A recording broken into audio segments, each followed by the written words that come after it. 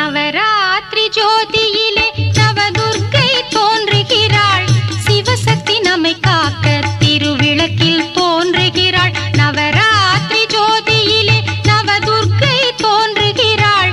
சிவசக்தி நம்மை காக்க திருவிளக்கில் தோன்றுகிறாள். புரட்டாசி திங்களிலே புத்துணர்ச்சி ஊட்டுகிறாள். போற்றுபவர் வீட்டினிலே ஏற்றங்கள் காட்டுகிறாள். போற்றுபவர் வீட்டினிலே ஏற்றங்கள் காட்டுகிறாள். நவராத்திரி ஜோதியிலே